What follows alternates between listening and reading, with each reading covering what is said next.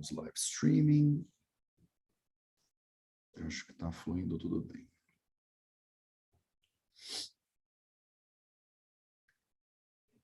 Maravilha, está funcionando sim. Ótimo. Vamos que vamos. Raga dirogan satatanu shaktan asheshakaya prasrutana sheshan autsukya mohara ridanjakana yopurva vaidyaya namostu tasmai. Sejam todos bem-vindas, sejam todos bem-vindos a mais um vídeo da série Vida Veda nos Samhitas, no canal do Vida Veda no YouTube. Meu nome é Matheus. E hoje a gente vai continuar nossa leitura do Ashtanga Hridayam Sutrasthana, capítulo 7. A gente está falando sobre como preservar os alimentos de forma a você não se envenenar, né? Você não ficar mal. O Anaraksha Adhyayam, né? Como você cuidar, né, dos alimentos, na verdade. Não é nem cuidar da saúde da pessoa que está comendo, é Anaraksha, né? A gente está cuidando do alimento, para o alimento não gerar nenhum problema para a saúde da pessoa. A gente está agora falando sobre Viruddhara, né? Então a gente começou nas últimas leituras já a introduzir, né? A gente falou muito sobre o conceito de veneno, o que os venenos fazem no corpo humano, os Visha, né? O nome do veneno é Visha em sânscrito. O veneno pode ser fabricado, né? Ele pode ser um Garavisha, né? Inclusive, e aí ele entrou no conceito de Viruddhara, né? Quando você pega o alimento e você mistura ele com alimentos que você não deveria misturar, e daqui a pouco a gente vai ver quando você processa ele de maneiras que você não deveria processar.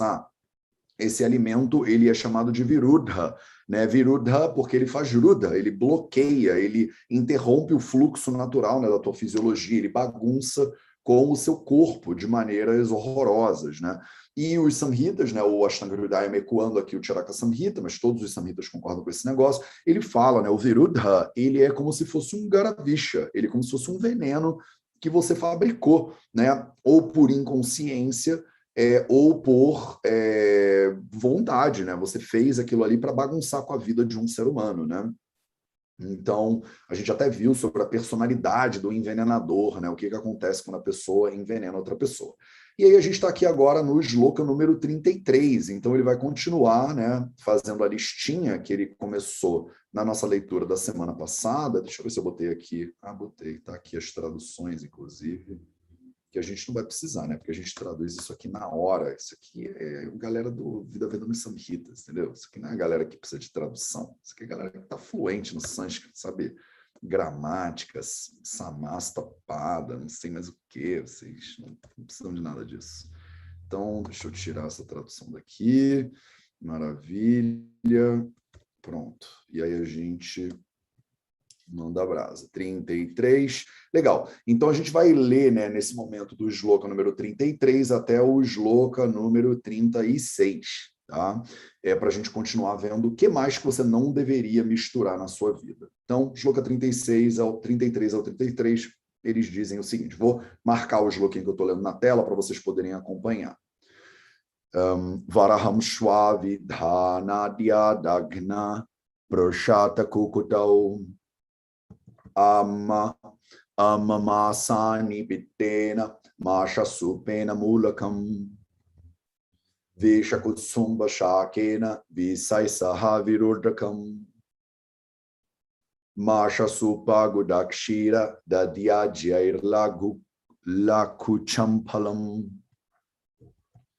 Palam Kadalyastakhrena Dadna Tala Palenava. Eu acho que estão faltando pontinhos aqui que eu já boto para vocês. Kanoshanabhyam Madhunam Kamamachim Gudenava Siddham Va Matsya Pachane Nagarasya Va Siddhamanyatra Va Patre Kamatamushita Nisham. Eu sempre esqueço alguns pontinhos na hora que eu transliterei isso aqui, né? Eu transcrevi, né, isso aqui do meu Tika para esse negócio. Antigamente eu não tinha, né? Quando eu produzia esse material, eu não tinha o original em sânscrito que eu pudesse copiar e colar, né? Então eu sentei numas férias e eu meio que transliterei o Sutrasthana inteiro do Ashtanga Hridayam, né? aquele tipo de trabalho fofo que a gente faz quando a gente está de férias, né? Então, agora a gente tem ele aqui, só que tem várias coisas que eu transliterei, porque o meu Samhita ele é meio apagadinho, ele é meio velhinho, eu não via o pontinho, e aí eu agora, quando vou conjugar aqui, que eu vejo que ele está errado. Então, toda leitura vocês me veem falar a mesma coisa, né? Esqueci de um pontinho aqui e tal e tal. Então, maravilha. Então, a gente vai continuar, né, o que a gente estava fazendo, que é ver todas as misturas que você não deveria fazer. Então ele já vai de cara no varaham, né? Varaham, ou varaha, é a carne de porco, né? Então, a carne de porco é mal falada em praticamente todas as culturas tradicionais, né? Se você é muçulmano, se você caramba, judeu, né? O judaísmo também. Então, é uma carne muito complicada, né? E é um bichinho que é muito bonitinho, né? Porque ele realmente ele é tipo um cachorro, né? Um porco, quando você se relaciona com um porco, ele reconhece o dono, ele tem aquela coisa daquele focinho fofinho que eles cheiram tudo, né? Então, é um bicho que realmente é muito não recomendado, né? Que você come em muitas tradições. E nos Samhitas ele fala, né? Você não deveria comer ela junto com o Shwavidha, né? Então, Varaham Shwavidha, você não deveria comer ela com Shwavidha. O Shwavidha, ele é um outro porco, né? Então, só que ele é tipo um porquinho, um porco espinho, né? É um outro tipo de porco, mas a gente chamaria ele tipo de porco também. É porque tem porco espinho, tem javali, tudo tem meio cara de porco, né? Então esse é o Shwavidha, né? Então vocês aí que têm o hábito de comer vários tipos de porcos, né, ao mesmo tempo, você deveria repensar os seus hábitos, né? Nadyadagna, né? Prushata kukutal. Então, o prushata, ele não deveria ser consumido também. Não, o prushata e o kukutal, é isso. O prushata e o kukutal não deveriam ser consumidos junto com o dadhi, né? O dadhi. Então, aqui, ó, na Adyadagna, esse cara aqui é o Dadhi, né? O Dadna é o Dadhi. Ele não deveria ser consumido, né? O Dadhi, ele é tipo o iogurte, né? O Dadhi, ele é as coalhadas também são dadhi, né? Ele é o leite coagulado, né? Você pinga lá umas gotinhas de limão, por exemplo, e deixa ele vai dar aquela coagulada. A gente chama isso de dadhi, né? O dadhi, ele não deveria ser consumido com prushata, né? O prushata, ele é tipo um antílope. Ele é tipo um veado, ele é um desses quadrúpedes, né? Que hoje em dia ninguém mais come isso. Agora, o que você come? O cucutal, né? O cucutal, eles são as galinhas, né? Vários tipos de galináceos diferentes. Então, você não deveria comer galinha com iogurte, né? De repente, isso pode parecer esquisito para você, mas lá na Índia é muito comum. A gente faz uns pratos, né? A gente, né? Eu não como essas coisas, mas eles fazem tipo como se fosse um curry, né? Então, você pode usar o iogurte para fazer o curry, né? Então, imagina que você está fazendo, sei lá, um estrogonofe de frango, né? E você usa tipo um creme de leite, né? Dependendo do tipo do creme do leite que você usa, o creme de leite com coco tal, ele não é recomendado, né? E aí, de novo, né, eu volto aqui para o meu spiel do veganismo, né? Então, você vai ver muito essas proibições. A gente viu na aula passada, vai ver nessa, vai continuar vendo. É muito raro você misturar dois tipos de carnes, ele falou aqui do Varaha e do Ashwagandha, dois tipos de carnes diferentes, dois tipos de animais juntos, normalmente não misturam bem, e os lácteos não misturam bem com quase nada, na real. Né? Se você for vendo lácteos com carne, lácteos com frutas, fica difícil misturar lácteos com alguma coisa, depois que você passar por todos os samhitas. Mas está frio nessa primavera, pelo amor de Deus. Eu preciso botar uma luva, alguma coisa assim. Eu nem viajei. Eu vim ao Brasil com a roupa que eu estava na mochila, né? Eu não passei em casa antes de vir. Eu peguei, fui para o aeroporto e vim. E eu nunca imaginei que eu ia passar frio, gente, na primavera brasileira. Mas é isso. Estou reclamando, né? E aí ele continua, né? Ele continua. Então, que mais, né? Que eu não posso comer, Matheus? Não dá para parar por aí? Não, não dá, né? O Ashtanga Judayam, ele não para e a gente também não vai parar, né? Então, que mais que a gente não deveria comer? Então, né? Amma mamsani. Amma é o mal cozido, não cozido. O que é mal cozido? Mamsani, as carnes mal cozidas. Mateus, alguém come carne mal cozida? Só todo mundo, né? Então o carpaccio, né? Olha que chique, né? O carpaccio, aquele negócio, tem um negócio que o pessoal faz que ele pica a carne bem picada e bota ovo no meio, tartar, né? Tartar, o pessoal come tartar, ou aquela carne, né? Eu, quando eu era adolescente, eu comia esse negócio, eu queria uma carne sangrenta, né? Isso aí é um ama mamsani, é o plural de mamsa, né? Que significa carne, ama, que tá crua, né? E aqui eu esqueci do bindizinho, deixa eu botar ele aqui. Mamsani, não é masani, mamsani. E você não pode comer carne crua com o pitena. Pitta é a mesma pitta do pitta dosha, é a mesma palavra. A gente usa a palavra pitta para falar do bile, né? Do líquido formado pelo fígado que é acumulado dentro de um saquinho que fica do lado do fígado, né? E usa-se muito, né, dentro da culinária tradicional indiana, a bile do boi, né? Então, a bile do boi, a bile da vaca, por exemplo, é usada, né, de formas culinárias. Então, mas ele fala, não usa carne crua ou carne mal passada com bile, tá? Eu não sei se vocês tem culinária tradicional aí na casa de vocês que usaria bile para cozinhar. Eu não conheço aqui no Brasil, mas eu confesso que a minha cultura culinária tradicional brasileira é muito rasa, né? O que eu lembro é quando eu era adolescente que eu fui à Argentina, e na Argentina eles comiam a língua do boi, né, o escroto, por exemplo, do boi. Eu lembro de ser oferecido, né, e na época eu já era vegetariano, mas eles falavam, a língua do boi é uma coisa maravilhosa, o escroto do boi é uma coisa maravilhosa. E é engraçado que a gente tem um nojo de algumas partes do bicho, mas não tem nojo de outras, né? Porque é socializado para isso, né? Então, em culturas nas quais comer a língua é normal, comer a língua é normal. Né? Tem culturas nas quais comer o fígado do bicho é nojento, e tem outras culturas nas quais comer o fígado do bicho é maravilhoso. Né? Então, Selminha, você tá mal aí, né, Selminha? Eu tô vendo na sua cara que você não é muito fã de língua de boi e nem de fígado de boi, né? Então tá bom. Selminha tá com uma carinha, tadinha, que ela tá tipo visualizando a bile do boi misturado com o fígado e aquela coisa. Mas, por exemplo, na minha família, parte de pai que é nordestina, vovó fazia, né, ao molho pardo, né, aquela coisa que você nunca para para pensar o que que é, né, um molho pardo, mas você basicamente bota o sangue do bicho ali e cozinha com o sangue do bicho, né, galinha ao molho pardo, né, o pessoal adorava quando eu era moleque fazer esse negócio. Então, a gente usa tudo, né?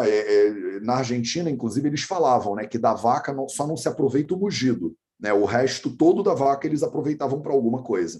Então, o bilis está aqui, né? O PT, né? Você usa, né? O pita, né, do bicho para cozinhar a carne. E a Ashtanga está dizendo você não deveria fazer isso aí não é bom para você. Tá? Macha supe na mula cam, aqui, isso é um exemplo vegetariano para vocês que estavam, da galera do vegetarianismo estava já ficando se achando aí, né? E não fica se achando não que tem coisas proibidas aqui. Então, macha supe, né? Supa é a sopa, né? É uma palavra fácil de lembrar. Macha supena é a sopa feita com macha, que é um feijão, né? Então, a sopa de feijão preto, o que é uma sopa de feijão, meus amores? É o que feijão mesmo, né? O que vocês chamam de feijão aqui no Brasil. A feijoada, por exemplo, mulacam com o rabanete, né? Então, o ráfanos sativos, né, o mulacam, ele é contraindicado para ser consumido junto com sopa de feijão, que é com feijão, né? Com o jeito que a gente come feijão aqui. Tá? O rabanete, já vimos ele muitas vezes, apareceu aí, e ele é quase sempre complicado de ser comido, né? Muito complicado de ser comido. Lá em Portugal, a gente come muito ele cru, né? Na sopa, né? Você fatia, não sei, ou rala, né? Ele faz umas rodelinhas e come ele cru na sopa. Aqui no Brasil, eu não sei se se come muito rabanete, mas enfim, tem países que se come muito rabanete. E aí ele volta, né, para a galera do vegetarianismo ficar feliz, ele volta para os bichos, né? Então ele vai e fala no avi, né? Avi kusumba shakena. Então avi kusumba shaka. Então o kusumba shaka é o legume, né, o vegetal. O vegetal do kusumba, ele não deveria, o kusumba é o Cártamos tinctorius, é o cártamo. A planta chama cártamo, né? É uma planta amarelinha, uma folha, uma flor bem amarelinha, bem bonitinha. Chama Cártamus tinctorius, em sânscrito chama kusumba. Ela não deveria ser consumida junto com avi, com carne de carneiro, né? Então, avikusumba shakena, você não deveria misturar o cártamos com a carne de carneiro. Elas são virudahara. Bisa e risaha virudakam. Bisa é a lótus, ou é o lírio d'água, né? Então, a lótus, bisa e ri, saha, junto com virudakam. A gente já falou sobre isso. Virudakam é todo grão que é germinado. Então, você não deveria comer lótus ou lírio d'água. Isso é muito consumido lá na Índia e na China, né, principalmente. O lotus stock, que eles chamam, né, o ramo da lótus, né, o caule da lótus, né, é consumido com um virudakam, com alguma coisa que foi germinada. Então, aqui, de novo, né, ele bota sempre um holofote em cima dos virudakam. Os virudakam são grãos germinados, né? Os germinados são perigosos na visão do Ayurveda. Você deveria tomar muito cuidado para consumir os germinados, tá? E aí ele continua, né? Masha, Supa, Guda, Kshira, Dadhi, Ajaihi, Lakucham, Palam. Então tem uma série de coisinhas aqui que ele fez uma lista de coisas, né? Que você deveria tomar cuidado de consumir de forma misturada, né? Então vamos ver o que são, né, essas coisinhas. Então falei Então, primeiro, macha supa, né? Já vimos, macha supa é a sopa de feijão, né? Então, a sopa desse macha aí é guda, né? O guda, ele já falei também para vocês, é uma forma de processamento da cana-de-açúcar, mas ela é mais original, é mais primária. Então, aqui, eu acho que você chamaria isso de melado, você chamaria isso, às vezes, até de rapadura, né? É uma forma mais primária, né? É tipo um açúcar mascavo, mas é antes, né, do açúcar mascavo. Dadhi, então o leite também, né? A coalhada, o kshira, aqui, ó, kshira, não estava iluminando, né? Masha, supa, então a sopa de feijão. Guda, que é essa forma de processamento da cana-de-açúcar. Eu sempre misturo esses nomes em português na minha cabeça, né? Porque a gente não estuda eles assim, mas eu chamo Guda de melado na minha cabeça, né? Que é a forma mais líquida lá. Kshira, que é o leite. Dadhi, que são as coalhadas, os iogurtes, né? Adya. O Adya, vocês não falam, a gente não fala muito do Adya, ele não apareceu ainda. O Adya é a manteiga clarificada. Que bonitinho, não é sempre que aparece o adya. Você tem alguns elementos derivados da manteiga. Você tem o adya, você vai encontrar, né, palavras diferentes. Você vai encontrar a palavra adya, você vai encontrar a palavra sarpi e você vai encontrar a palavra gruta, né? Você não vai encontrar a palavra ghee, tá? A palavra ghee não existe em sânscrito, né? A palavra ghee é uma palavra em hindi, né? Então você não chama ghee em sânscrito de nada, você nunca vai ver a palavra ghee, né? Você vai ver a palavra gruta, né? Você vai ver a palavra gruta, vai ver a palavra sarpi, que são sinônimos. As duas significam ghee, modernamente a gente chama isso de ghee. E você encontra a palavra adya. E a palavra adya e a palavra sarpi, a palavra gruta, não são a mesma coisa, tecnicamente. Tá? Então, o adya é a manteiga clarificada. Tá? A manteiga clarificada ela é uma etapa anterior ao processamento que vai dar origem ao gruta. Tá? Então, o gruta é a manteiga clarificada cozida, digamos assim, mais cozida. Né? O adya é a manteiga clarificada, ela é uma manteiga que você tira o excesso de umidade dela.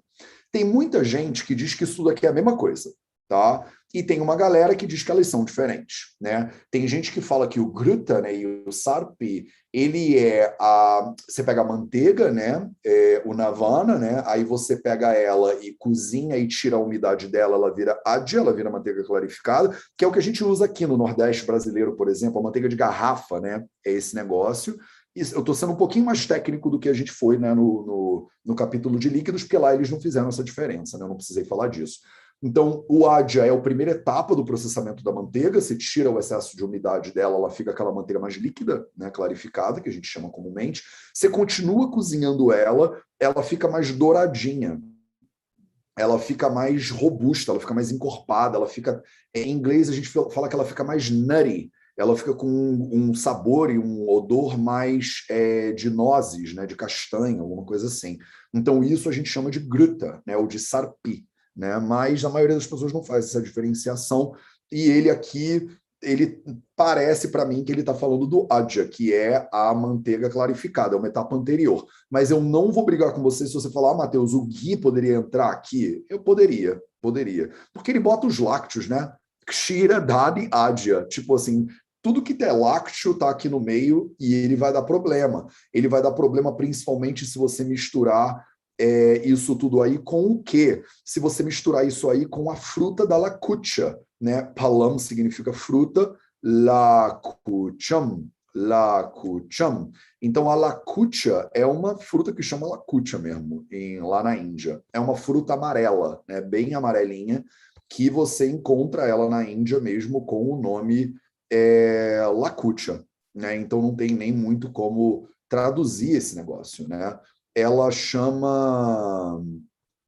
Ela tem um nome específico, ela chama Artocarpus lacutia. Então, se você jogar não é larto não, Artocarpus lacutia. Se você jogar Artocarpus lacutia no Google, ou se você só jogar lacutia no Google, você vai ver, é uma fruta amarela, né? Ela é bem indiana. Eu acho que nunca ouvi falar dela em outros lugares. Ela parece tipo uma fruta-pão, na real. Eu não sei se a fruta-pão é essa mesma fruta. Posso jogar aqui no Google para ver para você. Fruta-pão. Só preciso botar em sânscrito, né? Fruta-pão. Nome científico. Artocarpus altilis. É tipo da mesma família esse negócio, tá? Que é da família também da jaca, inclusive, tá? Ela é da família da jaca, essa plantinha aí, né? A jaca é a Artocarpus heterófilos, a fruta-pão, que em inglês também chama de breadfruit, é a Artocarpus altilis, e a lacutia é da mesma galera, chama Artocarpus lacutia. Tem uma série, tem o durian, por exemplo, que é uma fruta que talvez a maioria de vocês não deve conhecer, que tem muito no Sudeste Asiático, uma fruta fedida pra caramba, ela é da mesma família, dos Artocarpus também. Eu não sei como é que ela chama, mas não sei se é Artocarpus durian, mas ela deve ter eu posso pesquisar aqui rapidinho para vocês. Ela também é uma malvácea, também chama durio. Deve ter um nome científico esse negócio, né? Todas têm. Dúrio, não é um Artocarpus, é um Dúrio zibetinus. Não faz diferença para vocês, para essa leitura que a gente está falando aqui. O que faz diferença para vocês é que a lacutia é a Artocarpus lacutia. Ela é tipo uma fruta-pão, ela é tipo uma jaca. Ela é uma amarela pequenininha assim. Ela não é tão grande quanto uma jaca, mas ela é da galera da jaca. Eles frequentam os mesmos bailes, digamos assim. Tá? E você deveria tomar cuidado de comer a fruta dela misturada, então, com sopa de feijão, com melado de cana, com leite, com iogurte e com ghee, né, ou com manteiga clarificada. Então, no caso do Brasil, como é que eu aplicaria isso, né? Eu ficaria com muito cuidado para não comer jaca misturado com essas coisas. Por exemplo, eu pegaria a família dela ali, né? O que essa fruta tem, né? E o pessoal, Matheus, hoje em dia faz muita coisa com carne de jaca, sabe? Coxinha Pode com carne crer. de jaca. Tem Legal, usado. maravilhoso, Selminha. Muito bem lembrado, é verdade. A gente tem que tomar cuidado com a carne de jaca às vezes, né? Porque ela é uma fruta muito pesada, né, para digestão. Então, qual é o problema normalmente do Viruddhara? É quando você tem qualidades similares que se multiplicam ou qualidades opostas que bagunçam a tua digestão. Então, por exemplo, quando você pega um dadhi, né, que é muito pesado para digerir, ou um macha supa, né, o macha, o feijão preto, é muito pesado para digerir, e você mistura isso com uma jaca, que é uma planta muito pesada para digerir, fica uma bomba nuclear. Você precisa de uma digestão muito potente para digerir esse negócio, entendeu?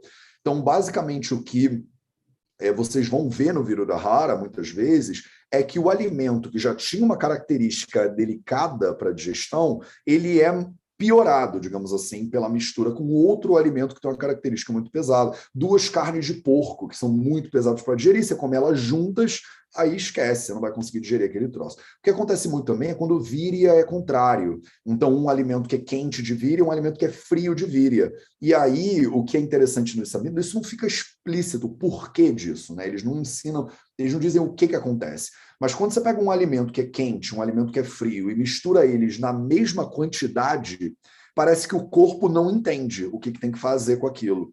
Quando tem um pouquinho mais de quente, um pouquinho mais de frio, aí a gente consegue processar. Mas quando você bota em mesma quantidade um alimento de propriedades opostas, o Samhita parece sugerir, ele não explica o porquê, mas parece que o corpo dá tilt, parece que dá tela azul, sabe? Aí você, no corpo, ele fala, mas e aí? Qual propriedade disso? É quente ou é frio? E meio que não tem neutro, né? E o neutro não dá inteligência de digestão para o corpo. Isso é o Matheus tentando entender o porquê, porque ninguém explica e ninguém sabe. Tá?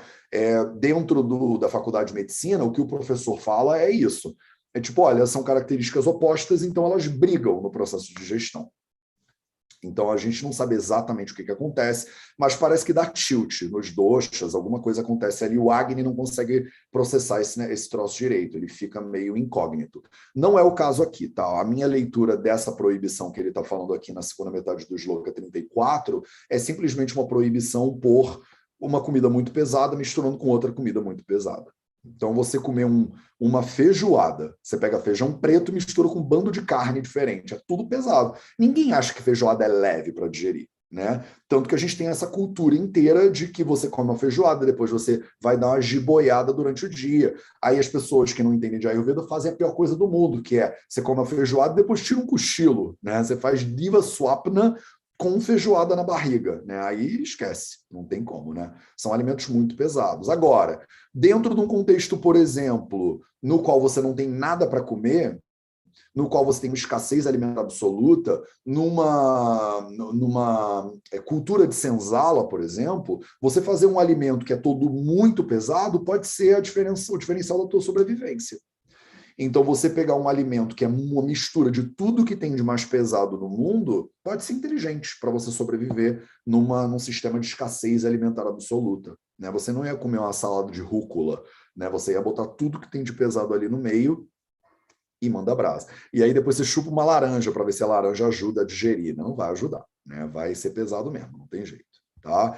E aí ele continua, né? Palam, né? Fruta, né? Estamos falando de frutas, vamos continuar falando de frutas, né? O fruto de quê, né? O fruto de outras plantinhas. Então, palam, kadalia, ha, takrena, dadna, tala, palena, vá. Então tem duas frutas diferentes, ó, palam, palena. Tem duas frutas diferentes, a fruta do Kadalia e a fruta do Tala, que não devem ser misturados. Takrena, Dadna. Então, eu vou traduzir isso aqui para você. Né? Então, tem dois tipos, né, de frutas diferentes. Então, o Tala, né? O Tala cadê ele aqui nas minhas anotações? É a Celtis Tala, né? Então, que também é chamado de Borassus flabellifer. Da última vez que eu traduzi Tala para vocês, eu falei da Borassus flabellifer.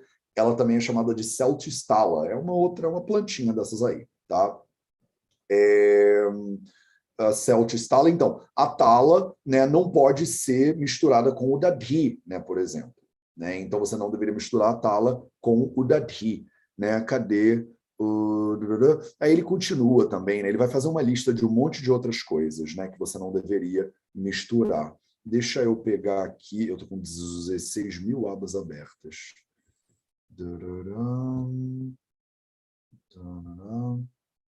Beleza. Não, eu já avancei demais. Vamos ler o próximo shloka junto, tá? Porque ele vai falar de várias. Kana Ushanabhyam. Isso aqui tinha que ter um byam. Deixa eu corrigir. Byam é Madhuna Kakamachim Gudena Vá. Então ele fala muitos vá, né? Vá, vá, vá, vá, porque ele está falando também, aqui outro vá, aqui outro vá.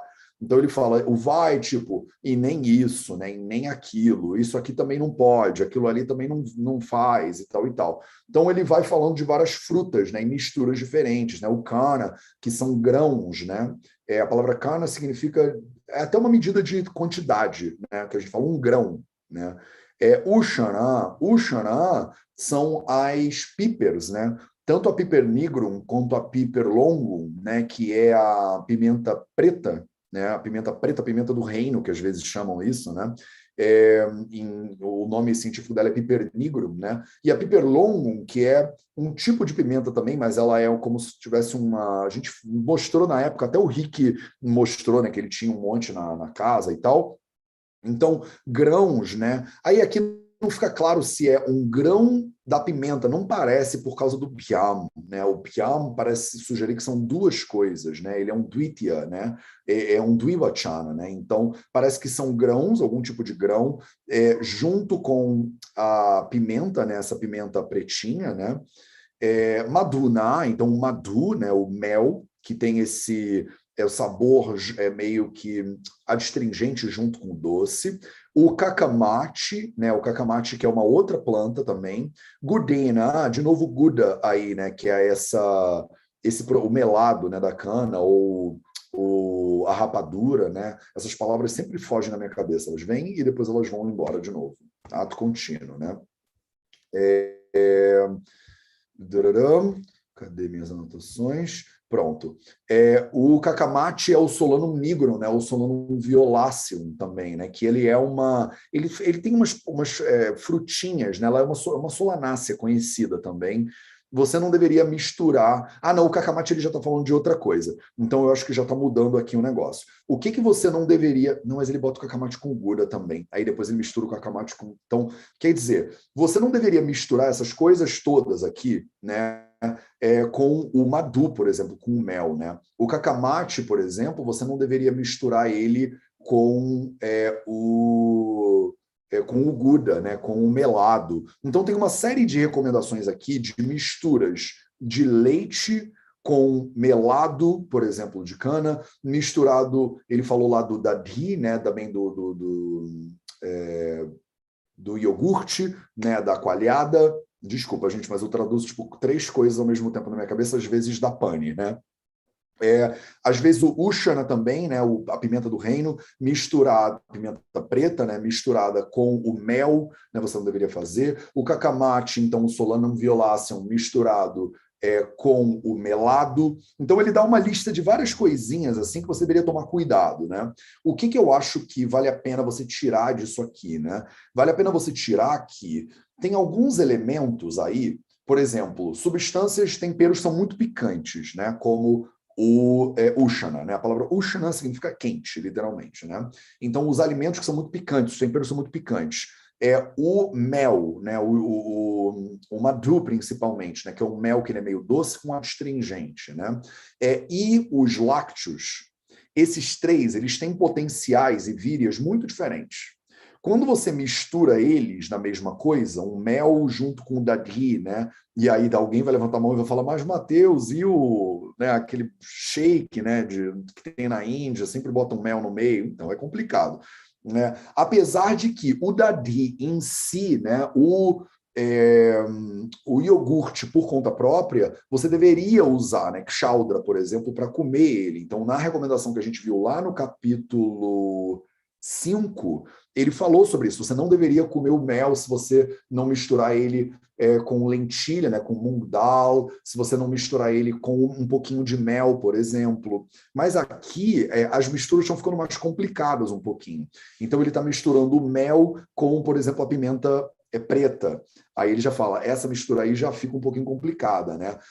O solanum, né, as solanáceas aí, aqui representados pelo cacamate, misturado com a cana-de-açúcar, por exemplo, com o melado da cana-de-açúcar, aí ela já fica meio esquisita para digestão também, né? O tala, né, o Borassus flabellifer, também não pode ser misturado com o dadhi, né, com o iogurte. Então ele faz uma lista de um monte de coisinhas e ele vai misturando, né, uma com a outra. E aí ele entra num ponto que eu acho que é uma virada de lógica, né? Porque até aqui ele está botando um monte de coisa misturada. E de repente para você pode pensar, dane-se tudo isso. Eu como, tipo, hummus no café da manhã. Não tem essa tala, né, na minha dieta. Mas o que é interessante é porque ele está dando exemplos, né, para você. E, com certeza, na tua dieta, no teu dia a dia, você faz misturas que não são boas, né? E vale a pena você parar. Não estou falando na sua dieta, de repente você é o primor da nutrição e você come tudo certo, mas na nossa cultura, né, na cultura brasileira, na cultura portuguesa, tem muitas misturas muito esquisitas, né? A gente fala, por exemplo, eu sempre falo do estrogonofe. O estrogonofe é fácil de dar porrada nele, porque você mistura lá o molho de tomate com lácteos e bota uma carne ainda no meio. É um negócio que é comida para você sobreviver, né? A escassez alimentar mesmo. Então, são muitos tipos de alimentos. Lá em Portugal, né, a gente pega aquelas carnes e afoga elas no azeite e ainda bota creme de leite em cima e tal e tal. Aquilo ali é comida de sobrevivência, para você que está numa escassez alimentar tremenda e tem um Agni pegando fogo. Quando você está num cenário de abundância alimentar, no século XXI, a maioria das pessoas está comendo até demais, tem muito mais tecido do que um corpo precisa ter. Esses alimentos muito pesados, com uma digestão prejudicada, eles são uma tragédia completa, porque a pessoa não dá conta, né, de digerir. Então, ele agora vai fazer uma viradinha de leve de misturar coisas que não são legais para falar como, né? O como que você deveria preparar a comida e o como também é importante. Né? E aí ele fala assim, primeiro ele começa falando do siddham, né? A palavra siddha, ele vai usar a palavra siddha algumas vezes aqui, ele usa de novo aqui embaixo, ó, siddham, né? Siddha é a metodologia através da qual você faz alguma coisa. Então, o método, né, o processo, né, o como você faz é importante. Não siddham va matsya pachane. Então, matsya significa o peixe, né? Matsya Pachana significa cozinhar, processar, né? Matsya Pachane, Nagarasya va. Então, ou o cozimento de Matsya ou o cozimento de Nagarasya. Nagara é o gengibre, né? Então, você cozinhou o peixe ou você cozinhou o gengibre, tá? Cozinhou o peixe ou cozinhou o gengibre. Siddhamanyatra va patre. Patra é o lugar onde você usou para cozinhar, é o recipiente, é a panela, digamos assim, né? Então, o recipiente que você usou para preparar, né? Você usou gengibre ali, você preparou alguma coisa com gengibre, ou você usou esse recipiente para preparar peixe dentro desse recipiente, tá? Aí ele fala, kammatam ushita nisham. Matsyana patrena kamatam mushnam. Ele vai continuar brincando desse negócio daqui a pouquinho. Mas então ele fala, kamatam, você preparou alguma coisa gostosa, né? Você preparou alguma coisa que é prazerosa. Kama do Kama Sutra, né? Kama de prazer, kamata é uma coisa que você fez para você ter prazer, né?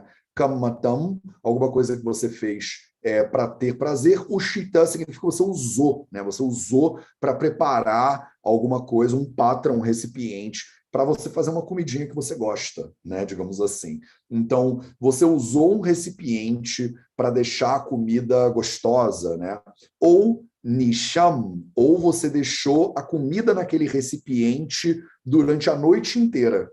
Né? Então, nisha significa noite, né?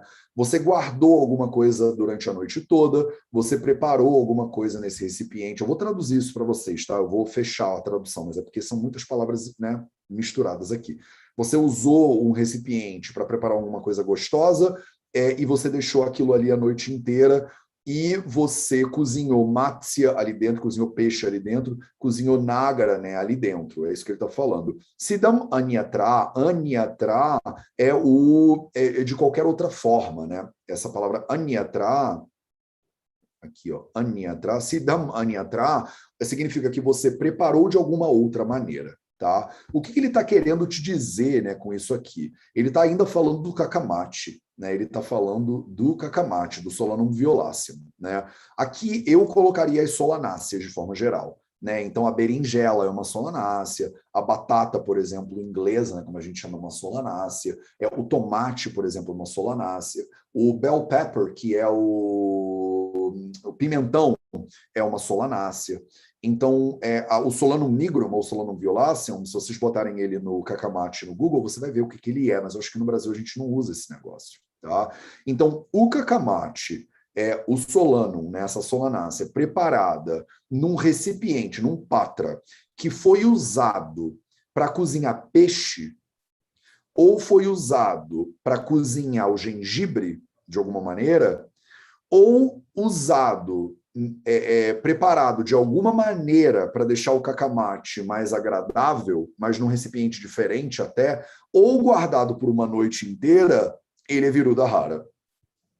Eu não acho que importa o cacamate especificamente para vocês, mas o que eu acho que é muito valioso desses dois sloquinhas, esse segundo sloka especificamente?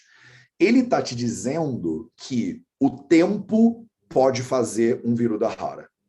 Se você pegar o negócio, preparar ele num recipiente e deixar ele durante a noite, ele pode virar um viruta. Então, o alimento, de repente, ele era até bom. Ele não era um alimento ruim, mas o tempo faz ele poder ficar ruim. E não só você comer ele junto com o iogurte, por exemplo, mas você usar a panela que o cara usou para preparar a outra coisa. Então, você usou a panela para preparar peixe. Nesse recipiente que você preparou o peixe, você não deveria cozinhar o cacamate nele, essa solanácea nele, porque eles vão interagir de alguma maneira. Isso deveria explodir a cabeça de vocês. Os caras estão falando disso há 4.000 anos atrás, do tipo assim, você usou a panela para cozinhar um alimento, não usa para cozinhar outro alimento nessa mesma panela, porque vai ter alguma interação química ali no negócio que faz o segundo alimento que você cozinhou virar um viruda rara. Isso não é muito louco para vocês? Eu, quando leio esse troço aqui, eu acho muito insano. Do tipo, o cara tá falando de coisas que a gente hoje em dia sabe. Por exemplo, você não deveria cozinhar tomate em panela de alumínio. A maioria das pessoas sabe que você não deveria fazer tomate em panela de alumínio, porque você tem um alimento ácido, né, numa panela que ela tem uma interação química, né, fácil, dependendo do alimento que você bota para cozinhar. Tem muita gente que não sabe disso, mas você não deveria cozinhar cítricos, né, ou ácidos em panela de alumínio, que você solta muito alumínio na comida por causa da interação química. Tem gente que não tem nem ideia de que a panela ela é feita de metais que interagem com o alimento potencialmente. Então a pessoa abre lá uma garrafa d'água e ela não sabe que a garrafa d'água interage com a água da garrafa. O plástico da garrafa interage com a água da garrafa. A gente acha que o mundo é todo, né? É cada um no seu quadrado. E não é. Né? Você pega uma garrafa d'água de PET e bota ela no sol, aquele sol faz com que o plástico da garrafa interaja com o líquido que está dentro da garrafa. Isso é uma loucura, mas isso é química pura. Né? E os samhitas ayurvédicos, muito antes do Linus Pauling e desses outros caras de prêmios Nobel, eles já falavam isso. O recipiente interage com o alimento que você botar no recipiente. Toma muito cuidado, porque se você botar fogo com a panela, com um alimento XPT lá dentro, eles vão interagir. Se você cozinhar uma coisa antes na panela e depois você botar outra coisa, vão interagir. E aí, o Matheus é o vegano radical maluco. Quando o Matheus não quer comer, prefere comer em restaurante vegano, por exemplo. O que o Matheus prefere comer em restaurante vegano, entre milhões de outras coisas, além da questão ética e de preferir apoiar produtores que eu acredito, né? Eu não sei o que a pessoa está fazendo na panela. Então, assim, eu sou vegano, mas o cara botou lá um creme de leite na panela e fez um negócio, depois ele usou a mesma panela para cozinhar a minha comida. E aí está interagindo a minha comida. Ele está fazendo o meu negócio de gengibre na panela que ele fez uma coisa láctea antes. Aí ele está transformando o meu gengibre, que deveria ser bom, num viruda rara. Porque é a maneira como o cara cozinhou aquele troço. Isso é uma loucura, eu sei. E comer na rua é difícil, porque você não sabe exatamente o que a pessoa vai fazer com a tua comida. Mas é interessante você dar uma noiada aqui no Ayurveda, eu acho. Porque isso aqui é Ayurveda.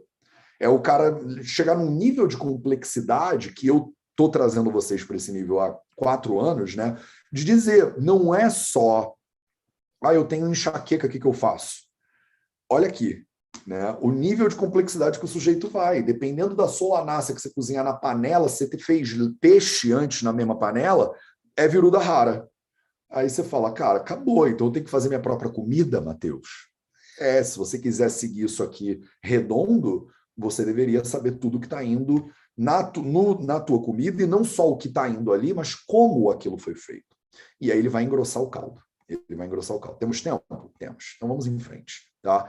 Shloka número 37, ele diz o seguinte: Matsyanistala snehe sadhitah pipalistyajet kamsye dashahamushitam sarpirushnam twarushkare. Então ele vai continuar essa lógica de como é que você está preparando a sua comida. E lá vai ele com matzia de novo, né? Os peixes são pesados para digerir. Então, o peixe é um bichinho que a galera que gosta de um peixinho aí tem que tomar muito cuidado. São alimentos muito difíceis mesmo de digerir e muito fáceis de você bagunçar no processo de processamento, né? Então, olha a loucura, né? Matzia nistalana snehe. Isso aqui é o sneha, é o óleo que você usa para cozinhar o peixe, tá? Então, o óleo que você usou para você fritar um peixinho, você passou um peixe no óleo, imagina assim. O óleo, ele vira óleo que você usou para fritar o peixe. E aí muda a característica do óleo. Você acha que é o mesmo, que não tem problema, mas sabe o que você foi comer aquele pastel na feira, que o cara fritou no mesmo óleo da outra coisa que ele fritou? Aquele óleo vai mudando à medida que você vai fritando coisas dentro dele. Então ele vira outro óleo depois. Então o óleo que você usou para cozinhar o peixe, ele virou o óleo que você usou para cozinhar o peixe. Ele tem características específicas, né? Quem quiser ficar chateado com alguém, fica chateado com o Vagbata. Eu não tenho nada com esta parada aqui, tá? Sadhita, ele ele não deveria, como é que eu falo isso? Ele não deveria ser usado com o pipali, tá? O óleo que você usou para cozinhar o peixe, sadhita pipalistia jet, você não deveria botar o pipali ali dentro também. Você não deveria botar uma pimenta do reino. Então, a galera que faz o peixe com sal e pimenta, né? Então, isso aqui ele está dizendo, esse óleo aí que você usou, você deveria rejeitar esse óleo. Tiajet. Você deveria jogar ele no lixo, digamos assim. Porque a gente, na natureza aqui dos samhitas, você reutilizaria os óleos, né?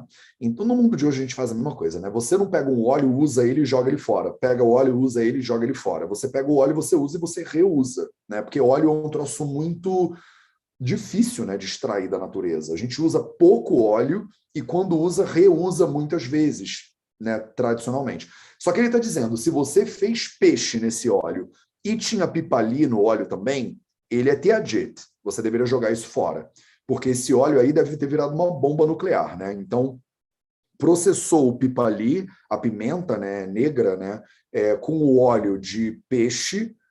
Não é óleo de peixe, não é óleo de fígado do bacalhau, não é isso. É o óleo que você usou para processar o peixe, né? É matsianistela nasnehe. Você usou um óleo para processar o peixe, para cozinhar o peixe de alguma maneira. Esse óleo aí, se você tem pipali ali no meio, você tem que botar ele no lixo, você tem que botar ele fora, tá? Então, de novo, o que isso é importante para vocês? É como as coisas vão se influenciando no mini detalhe, assim, que a gente não para pensar, né? O que eu fritei o meu óleo antes, vou usar para fritar o óleo depois, né? E não adianta, se você comer coisa frita, você não vai pegar 1 litro de óleo, vai fritar 2 coisas e vai jogar o óleo todo no lixo, né? A gente reusa. Normalmente reusa. Eu não uso óleo, né, para fazer coisa frita, mas as pessoas normalmente usam, né? E aí ele continua falando sobre detalhes, né? Aí ele fala, Kassie, Dasha Hamushitam, Dasha Hamushitam Sarpirushnam Twarushkare. Então, muito bonitinho, né? Dasha Hamushitam, Dasha Ha significa 10 dias, né? Dasha Hamushitam Sarpirushnam. Sarpir, olha aqui o Sarpi. Sarpi é sinônimo de gruta, o ghee, né? Que a gente fala hoje em dia. Rushnam, Ushna é quente, né? Tuarushkare. Então, Kassia, né? Kassia. O Kassia de novo, Kassia não, Kamsia. O Kamsia, ele é o metal que a gente usa para fazer um sino, né? O metal que a gente usa para fazer um sino, normalmente ele é o bronze, né? Ele é o bronze. Não é o cobre, é o bronze, né? A gente chama ele também de metal de sino, né, na tradução. Mas pode traduzir ele como bronze, que você está bem, tá? Então, o bronze, né? Kassie, Dashahamushitam, Sarpirushnam, ele está falando várias coisas que você não deveria fazer com o sarpir, né? Com o... Não é várias coisas. Uma coisa que você não deveria fazer com o sarpir, com o ghee, né? Você não deveria manter o ghee em contato com o bronze durante mais de 10 dias. É isso. Então, imagina que você tem um pote de bronze, né? E você guarda o seu ghee dentro de um pote de bronze. Isso devia acontecer, né, antigamente. Hoje em dia ninguém mais, né, guarda ghee em pote de bronze. Mas se você guardar o ghee num pote de bronze, você não deveria deixar ele lá durante mais de 10 dias. Dasha Hamushitam. Porque vai acontecer alguma interação química ali. De novo, por que eu acho isso importante? Porque te mostra a consciência que esses caras tinham de que o recipiente importa. Onde é que você vai guardar as suas coisas, né?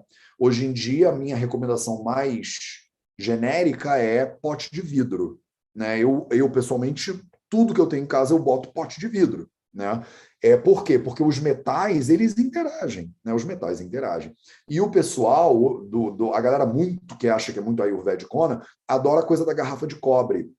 Mas a garrafa de cobre, dependendo de como você limpar ela, o que as pessoas fazem na nossa cultura? A pessoa pega e ela lava a garrafa de cobre e limpa ela com o detergente, né? Só que o detergente da pessoa é detergente de limão, detergente de não sei o quê. Tem uma coisa ácida que ela está usando ali para limpar o cobre. E aí o cobre interage com o ácido. Aí você bota a água em cima, e a água interage com o cobre. E aí é tudo interação química, né? Se você tem algum engenheiro químico aqui na galera, pode falar disso muito melhor do que eu jamais vou poder falar, né? E Ushna, né? Ushnam, as coisas que são quentes, né? Não devem ser misturadas com o Arushkara, né? O Arushkara, tu Arushkare, então tu Arushkare, esse aqui é o. Deixa eu abrir esse sandhi aqui para a galera que está estudando sânscrito, porque é sempre bom de vez em quando, né, falar um pouquinho de sânscrito aqui. Tu Arushkare, né? Tu Arushkare, né? Esse U com A, ele vira Va. Então ele fica Tu Arushkare. O Arushkara é o Semecarpus anacardium. Tá? O Semecarpus anacardium é uma plantinha que ela é bem complicada, ela é meio venenosa, assim, até, né? A gente aprende ela muito em Agada Tantra, né? Em toxicologia, né? Ayurvédica. Então, você não deveria fazer Ushnam tu Arushkare. Você não deveria misturar o Arushkara, o Semecarpus anacardium, com recipientes que estão quentes, ou com alguma coisa quente, ou com alimentos quentes, ou com coisas quentes, de forma geral. Por quê? Porque o Semecarpus anacardium, ele é um veneno, ele é um pouco venenoso por natureza. Então, a gente tem que purificar o Semecarpus anacardium para usar ele como remédio.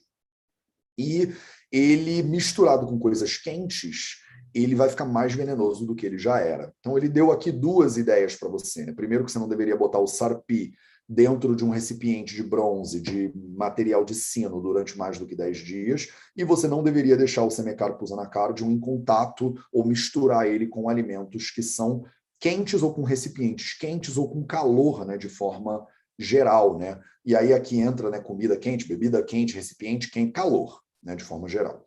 Então, eu acho que 58, então a gente pausa aqui hoje, aí a gente continua na semana que vem, porque ele vai continuar nessa mesma toada aí, né? Ele vai falar agora sobre continuar essas incompatibilidades, né, de misturas e de processamentos. Então, o que eu acho que é muito lindo, né, desses slokas que a gente leu aqui hoje, é a ideia de que você não só tem interações entre 2 alimentos que podem gerar problema, mas como o processamento do alimento de maneiras específicas pode gerar problema. Quando a gente for estudar isso no Charaka Samhita, o Charaka eu acho pessoalmente que o Charaka é muito mais didático do que o Vagbata. Não posso falar didático e Charaka na mesma frase, que não fica bom. Não é didático. O Charaka é difícil pra caceta de entender, mas ele explica isso de uma maneira que eu acho mais interessante.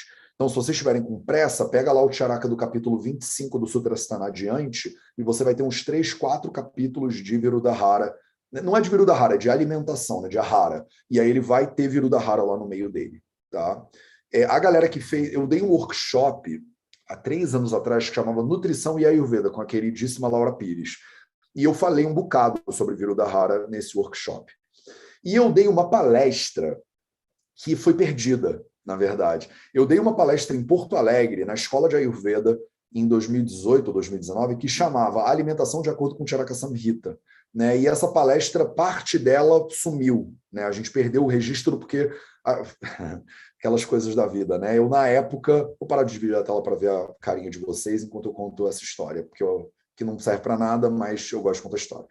Eu, na época, lá atrás, eu era o Vida Veda Roots, né? Então, eu ia com o meu iPad, né? Aí eu chegava no lugar que me chamaram para dar palestra, eu dava um monte de palestra de graça, né? E aí eu chegava no lugar, eu botava o meu iPad esbarrado numa cadeira, filmava e botava no YouTube, e essas palestras que estão no YouTube para vocês aí, que são mal filmadas. Tem uma galera que me manda umas críticas no comentário, tá muito mal gravado, e não sei, o áudio tá uma porcaria. Eu falei, tá mesmo, tá muito ruim, porque eu não tinha nessa infraestrutura antigamente para fazer um negócio de qualidade como a gente tem hoje. Aí, a primeira vez que o Vida Veda já estava tomando um tamanho, né, melhorzinho, e aí eu recebi uma mensagem de uma galera de produção, profissional e tal e tal. E aí os caras falaram, cara, a gente quer muito te filmar, e aí a gente bota esse material no YouTube para você, e blá, blá, blá. E aí os caras eram maravilhosos. Eles foram de Florianópolis dirigindo para Porto Alegre. Lá atrás, quando o Vida Veda, isso aqui tudo era mato. E eles levaram softbox, e aí armaram todo um estúdio para eu filmar. Eu estava dando uma palestra presencial para uma galerinha lá na escola de Ayurveda em Porto Alegre. Porra, os caras não perderam uma das palestras, porque quando é duas câmeras, com cards, não sei o quê, e aí blá, blá, blá, com o meu iPad, eu nunca perdi uma palestra com o meu iPad. Mas aí com o negócio XPTO, botou no não sei o que, no HD externo, que tem que mandar para subir no Drive, e aí se perdeu a palestra. Até hoje eu não consegui pegar. A palestra foi muito boa. Sabe aquelas palestras que você sai da palestra com a sensação de professor, de que, cara, essa palestra, mandei bem nessa palestra. E ela sumiu pela existência, ela não existe mais. Quer dizer, da alimentação pelo Charaka Samhita, eu acho que ela existe, ela está no YouTube. A que se perdeu foi uma palestra que eu dei no dia seguinte sobre Panchakarma.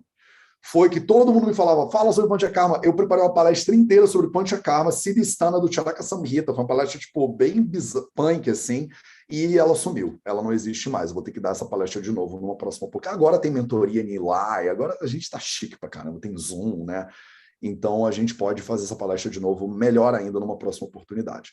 Rafaela Rodrigues, pode falar. Então, Matheus, na verdade não é uma dúvida, assim, é uma dúvida, só queria ver se pensar do jeito que eu pensei funcionaria. É porque essa coisa de Viruddhara é complexa, né? De ficar pensando o que mistura, o que não mistura, vai lá no Charaka, vai lá não sei onde, vê. Então, assim, tentando simplificar o pensamento, eu anotei algumas coisas e queria ver se você acha que a gente poderia pensar assim, né? De grupos de comida, que a gente deveria simplificar. Se for consumir, que seja bem simples, vamos dizer assim. Então, o que eu entendi é carnes, peixes, laticínios, são questões grandes. Grãos germinados, feijão preto, rabanete, solanáceas e jaca. Sempre, tipo, olhar e falar assim, com o que eu estou misturando isso? Precisa misturar? Melhor não. Se, assim, independente se for vegano, vegetariano, carnívoro, mas assim, eu acho que são coisas, eu fiquei com a ideia, né, de que são coisas que a gente deveria prestar atenção e comer mais purinhos, vamos dizer assim. Pode pensar assim? Pode, eu acho que você pode pensar assim. Eu acho que eu concordo com você que é muito complexo. Não é muito complexo, é infinitamente impossível. Né? Não dá nem para você fingir que você vai sentar com um ser humano e ele vai te mostrar um prato de comida e você vai saber exatamente o que vai acontecer quando ele comer aquele prato de comida. Tipo, não faz sentido nenhum, né? É muito infinito. É um mistério, né? Mas eu acho que sim, o que você pode simplificar mais ainda o teu raciocínio é pensar que você tem que tomar cuidado com comer alimento pesado. Então, se o alimento é pesado para digestão, toma cuidado, porque a maioria das pessoas tem uma digestão ruim. Então, se você bota um alimento pesado, que só o feijão nem está misturado com nada, purinho, como você mesma disse, já é complicado, porque ele é feijão. Então, ele é pesado inteiro para digerir. Aí você bota feijão misturado com a carne, vai ficar mais pesado para digerir. A pessoa tem que ter uma digestão incrível. Aí você vira para o seu paciente que chega para você com um problema, que tem cara de problema digestivo, Grahani, por exemplo, você vai falar, cara, olha, eu acho que vale a pena você não fazer essas coisas. Então, eu tiro, por exemplo, o feijão, muito comum. Bota lentilha em vez do feijão, porque a lentilha é mais levinha de digerir, né? Processa o alimento. A gente ainda não acabou o capítulo, né? Ele ainda vai falar sobre outras coisas. Então, processa o alimento, né? Você vai comer a lentilha, você processa a lentilha de maneiras que ela possa ficar um pouquinho mais leve para a tua digestão. Só que tem alimentos que não adianta, né? A gente entrar com a mentalidade de antídoto muito forte, achar que você vai virar o alimento de cabeça para baixo. Pega um alimento como o leite, por exemplo, que é um alimento pesado, é mais fácil você processar o leite e você transformar o leite num alimento mais fácil de digerir. Um pedaço de picanha é mais difícil. Você não é difícil pegar uma picanha e processar ela até ela ficar maravilhosamente fácil de digerir, entendeu? O que você faz quando o alimento é muito pesado e é difícil de processar ele, você diminui a quantidade. Então, o que culturas tradicionais fazem, por exemplo, com carne? Eles usam um pouquinho de carne. E aí, um pedacinho de carne, por exemplo, na China tradicional, ele ia fazer um sopão para a família inteira. Ninguém ia comer uma lapa de 150 gramas de filé, entendeu? Um ser humano só. Só se ele fosse o rei da Bélgica. Né? Mas numa cultura tradicional, a galera comia carne. Eles não comiam carne, entendeu? Eles comiam carne, mas comiam pouca carne. Porque dá trabalho pra caceta, né? Então, se você manipular pelo samskara, né, pelo processamento do alimento, você consegue sair disso. Se você manipular pelo samyoga, que é como se junta, que é o que a gente está falando aqui, você falou, bota ele mais purinho, né? Pode ser que o purinho também seja pesado para o seu paciente. Ou você vai manipular pelo matra, pela quantidade. Então, vocês precisam saber isso. É que isso a gente foi além da leitura, tá? Mas quando vocês são terapeutas, estou respondendo isso porque a Rafa é terapeuta, você tem que, quando você pensa em alimento, você tem que pensar samskara, samyoga, matra. Essas três coisas têm que estar na tua cabeça. Óbvio que o paciente também, a estação do ano, onde é que a pessoa mora, quantas anos ela tem, aquele quebra-cabeça infinito, impossível, elevado à 50ª potência. Mas quando você está falando só o alimento, samskara, samyoga, matra, você tem que saber essas três coisas. Porque não adianta, entendeu? A gente não fala isso, que a quantidade faz o veneno, não tem essa parada? Dependendo de quanto você está comendo daquela coisa que é difícil de digerir, ela fica mais ou menos difícil de digerir. Eu falei isso para vocês lá atrás também. A gente vai ter um capítulo mais para frente que vai falar sobre isso também. No Charaka Samhita, ele tem um capítulo que chama Matrashiti Adhyayam, que é o capítulo, acho que 4 do Sutrasthana, que é o capítulo de Dinacharya. Ele não chama Dinacharya Dhyayam no Charaka, né? Ele fala sobre a quantidade, né, das coisas e dos alimentos e tal. A gente já falou um pouquinho também sobre quantidade dos alimentos, vai falar muito mais ainda. Daqui a pouco chegou essa Bhedya, né? Não adianta, tem muito Samhita ainda pela frente. Então ele vai te falar, né? A quantidade do alimento faz o peso. Não adianta você pegar um alimento também leve, lindo, perfeito, feito por Dhanvantari. Aí você come 6 quilos dele, você vai passar mal, entendeu? Você tem que lembrar dessas três coisas. E tem que lembrar do paciente. Tem paciente que não vai digerir. Mesmo você fazendo toda a fórmula mágica da poção, que você sabe, que você aprendeu lá em Salem, com a bruxa originária de não sei o que, no caldeirão mais lindo do mundo, não adianta. Vai ficar pesado. Sim, mas é só porque eu entendi que essas coisas aqui são mais problemáticas, porque chega gente de tudo quando é canto, né? E acha que germinado é leve, que peixe é leve, porque essa coisa de leve e pesado, né, varia muito nas culturas. Salada então, é leve, né? Salada é leve, rabanete rabanete é leve, frango. Então, anotei porque são formas, assim, é bom avisar dessas coisas, assim, né, para não misturar mesmo, porque às vezes a pessoa vai consumir mesmo um peixe com pimenta e um queijinho, né? Assim, em cima, salada, gratinar. Gratinar é muito bom. Gratinar. Não, como é que é o outro? Eu acho que é das piores coisas que eu já ouvi falar na minha vida. Parmegiana. Quando você faz a coisa parmegiana, né? Que você pega uma carne, você bota uma camada de presunto, bota o queijo e aí, tipo, é isso, parmegiana, né? E tomate ainda, né, Matheus? E molho de tomate ainda ali. Então, assim, eu acho que vale, Rafa, eu concordo com você. Vale a pena falar para as pessoas, se você puder botar no outdoor em algum lugar, atrás de ônibus, né? Se a gente pudesse botar atrás de ônibus. Eu faço live, né? Tipo, quase todo dia e eu fico falando isso. Mas ainda assim, os pacientes chegam para mim e eu falo, a pessoa fala, não, a minha alimentação você não precisa nem mexer, porque eu tenho pós-doutorado em nutrição funcional. Aí a pessoa fala, de noite eu como uma saladinha com peixinho, que é isso mesmo. E eu falo, então, saladinha com peixinho, na visão do Ayurveda, não rola. Você tem que comer uma sopinha de lentilhinha, entendeu? E a pessoa fala, mas imagina, sopa é uma coisa pesada para digestão, né? E Ou salada então, é assim, leve. né? Uma saladinha com um peixinho e um molho de iogurte. É isso. É isso. É isso, temos muito trabalho pela frente, tá? Então vocês que estão aqui, 20, e as outras pessoas que estão no YouTube depois, vão trabalhar, por favor, para vocês me ajudarem, porque eu não dou conta, gente. Eu não dou conta. Eu estou na live 640 e eu simplesmente não dou conta. Então, assim, me ajudem, por favor. Fala, Eliane. Oi, Matheus.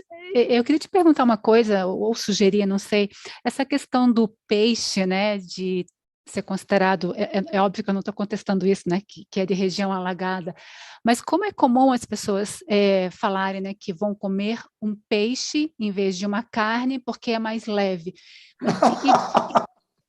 Isso é muito bom. Peixe em vez de uma carne é muito bom. Pois é, mas assim, é que, assim, de fato, a gente parece que observa as pessoas reclamando mais depois de comerem carne do que depois de comerem peixe. E eu acho que talvez é comparativo, né? Porque, assim, talvez o peixe que se come, né, esteja em uma condição menos pior do que a qualidade da carne que se está comendo, talvez, né? Porque, assim, eu estou cansada de ver pessoas que comem carne, essa carne me pesou. Mas o dia que come um peixe, assim, se sentem mais leves. Daí eu acho meio confuso, assim, eu acho que deve ter Não, uma mas é porque assim, justificativa, né, mas... não, maravilhoso a tua questão, mas o problema que você está me trazendo é assim, Matheus, olha, tem uma galera que quando explode uma granada na casa da pessoa, a pessoa acha que é uma explosão que é muito alta. E bazuca não é mais alto ou mais baixo do que granada? Se a gente está comparando granada com bazuca, não tem como, entendeu? É tudo ruim. Então, por que eu estou falando isso? Porque peixe tem uma série de problemas no mundo de hoje em dia, como, por exemplo, contaminação por metal pesado. Você come uma lata de atum, eu tiro um fio de cabelo um mês depois e a gente vê que você está contaminado de mercúrio, entendeu? E aí você come uma carne de vaca que não é a carne de vaca do Samhita. É uma carne de vaca que está confinada, vivendo à base de antibiótico, com 350 mil quilos a mais do que ela deveria ter. Então, no mundo de hoje, você está entre o filé de tilápia que foi importado para o Brasil e que foi criado lá na Baía do Mekong, no Vietnã, que é o delta mais poluído do planeta Terra, e é o que as pessoas compram aqui no mercado em São Paulo, é a tilápia, que é leve, da Baía do Mekong, no Vietnã. Ou ela compra o gado feito nessa indústria aí de gado bizarra, que não... Entendeu? Então, para mim, Matheus, é melhor TNT ou C4? Quer dizer, qual é que é o explosivo que explode mais aqui? Eu acho assim, não faz nenhum dos dois. Porque é óbvio que, para algumas pessoas, o peixe vai ser mais leve.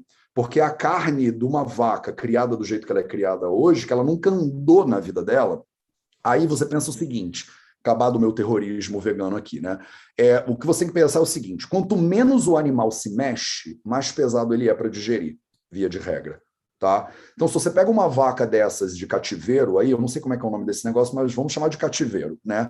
O bicho, ele não se mexe a vida inteira. Fica confinado, então, né? Confinado, Isso. Então, esse confinamento, o peixe que é confinado na fazenda de criação de peixe, ele é menos confinado do que a vaca que é confinada numa indústria de produção de carne. Então, assim, quanto mais confinado o bicho é, menos ele se mexe, quanto menos ele se mexe, mais guru fica, né? Então, se você olhar no capítulo 6, na parte de Mamsa, né, no Mamsa Varga, você vai ver as carnes mais leves, elas são mais leves quanto mais seco o ambiente onde elas moram e mais movimento o bicho faz. Quanto menos movimento e mais úmido, mais pesado, quanto mais movimento e mais seco, mais leve para a pessoa digerir, por causa da natureza do bichinho, né, mesmo que ele está se mexendo. No mundo que a gente vive hoje, as carnes que vocês comem, né, que a gente come, né, que os seres humanos comem, são todas carnes de confinamento, e aí o que muda é quanto menos o bicho se mexe, né? Então, não tem solução boa. É o que é menos pior, na verdade, né? Mas assim, no mundo que você pode escolher, que você mora num lugar que tem um produtor local, que você pode comprar comida que é boa, não tem por que escolher entre o menos pior. Não tem por quê. Entendeu? Se você está em São Paulo, por exemplo, aqui, eu desço aqui e tem, pô, um monte de supermercado. Não precisa ser um supermercado caro dos jardins, entendeu? Você pode comprar comida que é boa, não tem por que escolher entre uma coisa pior e uma menos pior. Não faz Não, eu te sentido. pergunto isso porque assim, eu praticamente eu não como carne vermelha e eu estou abandonando as outras também, mas porque a galera, assim, família, o pessoal que eu estou tentando levar para o caminho, meu Deus do céu, assim, é cheque mate o tempo todo, me colocam na parede, mas por quê? Pô, mas Sim. peixe não pode, sabe? Eles ficam tentando derrubar a teoria. Eu já falei aqui, pô, vocês estão tentando comprovar o quê? Que não funciona? Assim, daí às vezes eu saio braba, eles ficam até assim meio sem jeito, né? Mas essa coisa do peixe é uma coisa que me intriga por conta, assim, dos comentários sempre, né? Sim, sim, E a sim. coisa do mel ali com a pimenta eu achei interessante, porque aqui na escola que eu estou concluindo até o curso de Ayurveda, naturalmente não foi criação do próprio professor, ele já deve ter ouvido de alguém, né? Mas eles fazem tipo um tricatu, assim, como é que diz? É adaptado. Usam uma misturinha de pimenta preta, gengibre e canela, em vez da outra pepper lá, que eu não lembro agora, com mel. Aham. Mistura um pouquinho de Isso, mel, toma mel, uma colherinha de sopa, assim, meia hora antes das refeições para melhorar o acne. sim. Isso é E a outra gente viu coisa. hoje... Isso é outra coisa, porque aí você já botou mais outros dois elementos no meio, e aí muda a lógica, tá? Não é tudo que tem pimenta e mel não pode. Que tem uma série de remédios ayurvédicos que levam pimenta e você bota uma de administração com mel e fica tipo ok também. Então, o nível de complexidade do que você está falando está tá bem além do capítulo 7 do Ashtanga Sutra. Mas você já está nesse nível porque você está fazendo formação em terapeuta, mas ele não chegou nesse nível. Ele está começando a pincelar misturas que dão problema para você começar a pensar nos problemas que são possíveis aqui. Sabe? Ele está só introduzindo a brincadeira. É que eu fico provocando vocês para vocês irem mais além. Mas, e é isso. E em relação à sua família, bem-vindo à minha vida. Então, eu entendo A gente foi 100% tudo que você está massacrado. falando. Só que eu faço isso em público no YouTube e no Instagram. Multiplica isso aí por 100 mil haters, que é exatamente o que a gente lida na equipe do Vida Veda.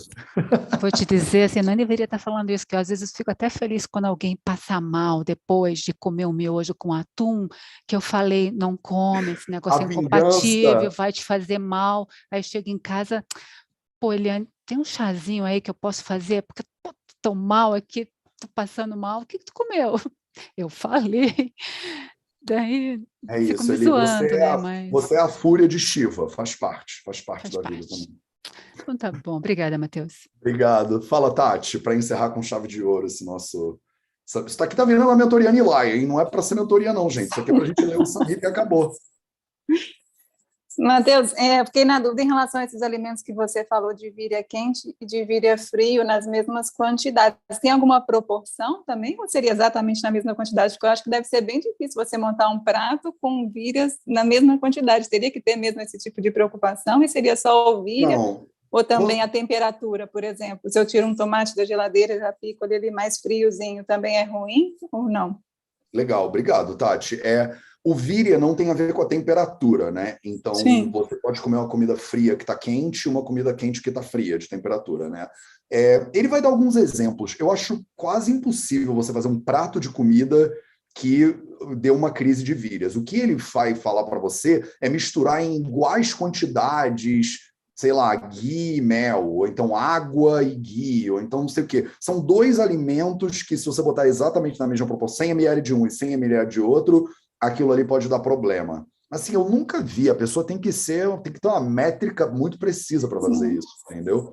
Mas ele vai chegar lá, ele ainda não chegou, mas ele vai falar sobre essas misturas de quantidades exatas, né? Mais para frente. Sim. Em relação às solanáceas, que eu não posso guardar durante a noite num recipiente, né? Seria depois que eu já processei elas? Cara, então, ele não falou, né? Se você processou, se você não processou. Ele fala assim, essa daqui você não deveria guardar. Eu parto do princípio que você processou, porque eu não acho que você guardou a solanácea em cima você colheu, botou em cima da sua bancadinha e durante a noite aconteceu alguma coisa. Eu acho que não. Eu acho que ele está falando mesmo quando você meio que processou ela de alguma maneira e aí ela não fica legal para você consumir. Mas ele não é muito específico e ele não está falando as solanáceas, né? Esse é o Matheus falando as solanáceas. Ele falou do Solanum violaceum especificamente. que eu acho que a gente não usa muito no Brasil, se eu não me engano. Então... Valeu, obrigada. De nada.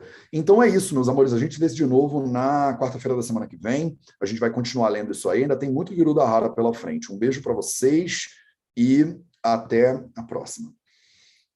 Raga Dirogan Satatanu Shaktan Sheshakaya Prasrutana Sheshan Autsukya Mohara Tidanjakana Yopurva Vaidyaya Namostu Tasmai Bhishajam Sadhu Vritanam Bhadramagamashharinam Abhyasta Karmanam Bhadram